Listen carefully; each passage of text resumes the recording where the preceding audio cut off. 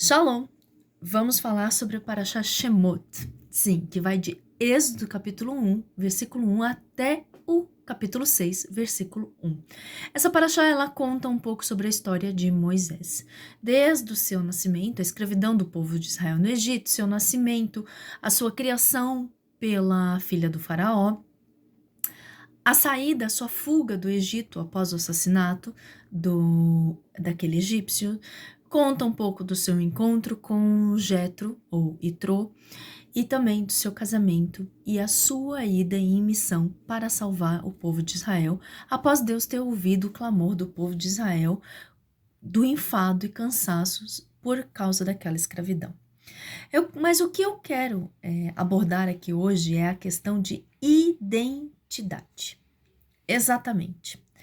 Porque, apesar de Moisés ter nascido hebreu e ter sido alimentado após a sua adoção pela filha do faraó, sido alimentado e criado nos seus primeiros anos de vida por sua mãe hebreia, Joquebed, ou Joquebed no português, Moisés ali no começo ele tinha uma dificuldade de identidade.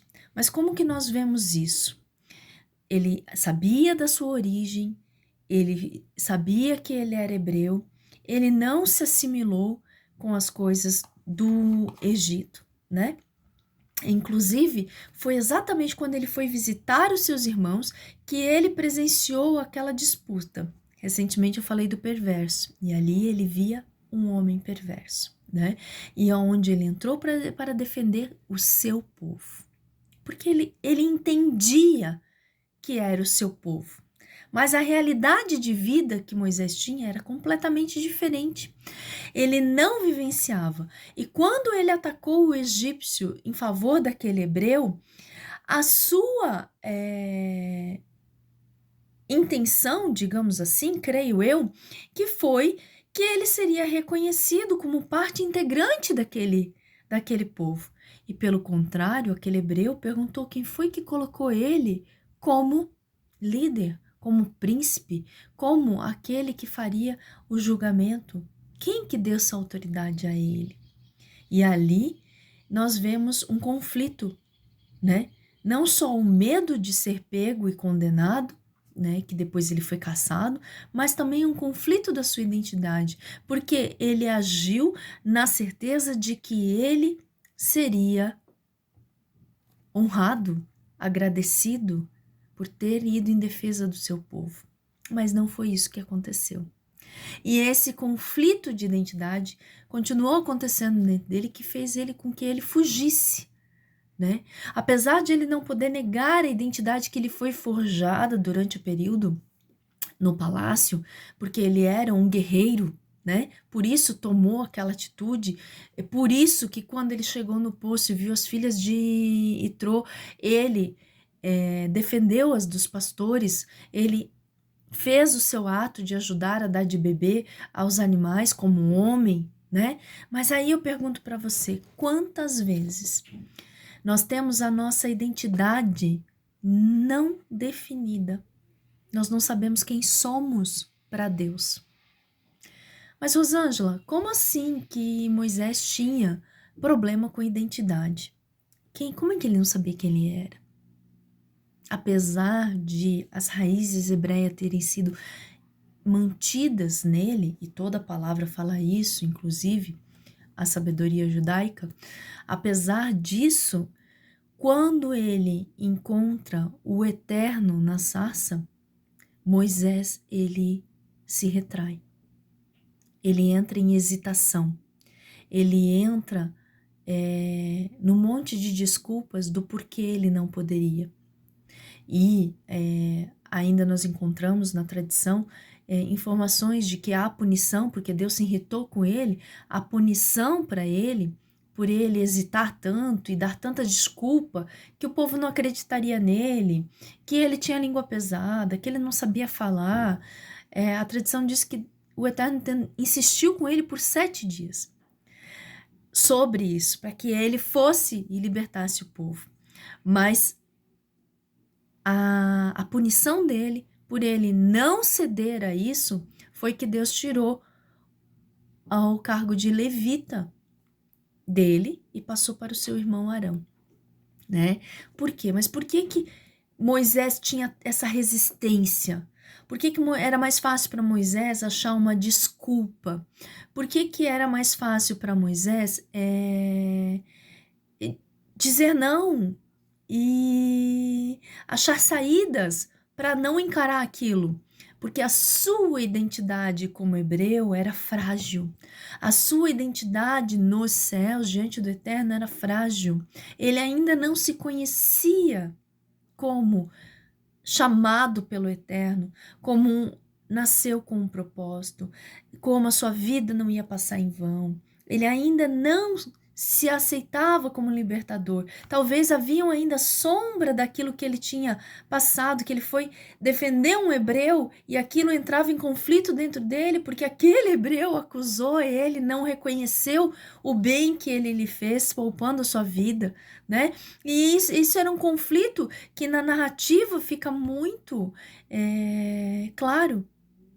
E isso é um conflito que pessoas que ainda não têm a sua identidade como filhas do Eterno, como participantes de uma herança, como participantes de um reino, como separadas, nós muitas vezes temos a resistência de fazer, a resistência de participar, de nos doar, a resistência de celebrar talvez uma festa, a resistência, né? E ficamos ali discutindo com Deus e dando as nossas desculpas, né? Mas isso, na verdade, esconde uma fragilidade da identidade de quem somos verdadeiramente. Ou talvez uma identidade errada, uma visão errada mesmo a nosso respeito. E Moisés tinha essa visão errada a respeito dele. E o Eterno teve que colocar sobre Arão o sacerdócio, para que Arão falasse, para que Arão tomasse a frente, né? E para que Moisés só fosse o mensageiro entre Deus, Moisés e Arão. Arão falaria ao povo. Ele não era seguro o suficiente na sua própria identidade e no seu propósito, no seu chamado de libertar o seu povo. Ele não tinha essa segurança.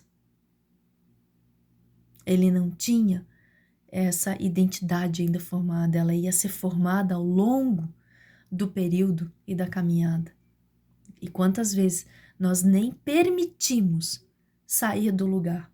Moisés ainda, com o incentivo de Arão, né? Quando Deus disse que colocaria Arão junto com ele, ele ainda se permitiu começar essa jornada, essa caminhada. Mas quantas de nós não se permite caminhar, não se permite dividir, não se permite aprender, não se permite ter outro ao seu lado, né? Quantas de nós não se permite conhecer a nossa identidade como filhas e nós ficamos inventando desculpas, ou que estamos muito atarefadas, ou que estamos muito ocupadas, ou que não é para nós, né? E não vivemos o propósito a qual fomos chamadas. Eu gosto muito desse versículo que está lá em Romanos, né? Que Paulo falou aos Romanos, capítulo 8, versículo 28. Todas as coisas cooperam para o bem daqueles que amam a Deus, segundo o propósito ao qual foram chamados. Qual é o propósito que você foi chamada? O mundo vê como propósito ficar rico, virar ator, ser influencer, jogador de futebol, cantora, atriz, né? Ter fama, dinheiro, influencer. O mundo vê isso como propósito, como objetivo, mas qual é o seu propósito dentro do reino? Às vezes você foi chamada para ser filha, às vezes você foi chamada para ser mãe, às vezes você foi chamada para ser esposa, às vezes você foi chamada para guiar outras mulheres, às vezes você foi chamada para outras coisas, mas o propósito ele só vai surgir na sua caminhada. O propósito ele só vai acontecer quando você se desvencilha daquilo que tinha a aparência de ser a sua vida, que foi o que aconteceu com Moisés. Moisés ele se desvencilhou daquilo que era a aparência, né, que era a vida farta, confortável, enquanto o povo sofria. Ele não pôde ver a injustiça porque o seu chamado falou mais alto. Mas ele não entendeu isso naquele momento. Ele teve que sair correndo para salvar sua própria vida e só retornar quando aqueles que perseguiam já não existiam mais. E Deus guardou ele nesse período e também só mandou ele quando aqueles não existiam mais. Olha o cuidado de Deus com o propósito. Mas o propósito não tinha morrido lá em Midian. Não, ele estava ali aprendendo, né? Ele estava ali aprendendo a ser pai, a ser esposo, aprendendo a ser pastor, aprendendo a ser paciente, aprendendo a se controlar, aprendendo. Só que aquilo se tornou cômodo também, porque ele vivia em paz. E a gente se acostuma quando as coisas começam a ficar seguras demais, quando há muita paz, a gente se acostuma, a gente se acomoda. Mas aquilo lá era só um período, né? Uma cidade refúgio, era um momento. Porque o chamado de Deus não tinha morrido para ele. Assim como não morre para você. É só um momento, é só um tempo, mas o chamado de Deus, ele continua ali. E ele vai te chamar quando aqueles teus inimigos não existirem mais. Ele não se esqueceu.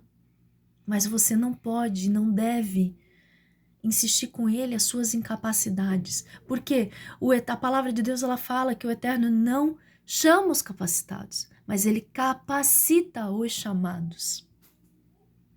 E é isso que nós temos que ter em mente, é nisso que nós temos que confiar, que à medida que vamos caminhando, somos capacitadas. Deus não nos abastece totalmente antes para sairmos carregadas de tudo que precisamos, agora estamos preparados. Não, Ele vai nos forjando e nos preparando ao longo do caminho, para o propósito ao qual fomos chamadas, para o propósito ao qual fomos selecionadas.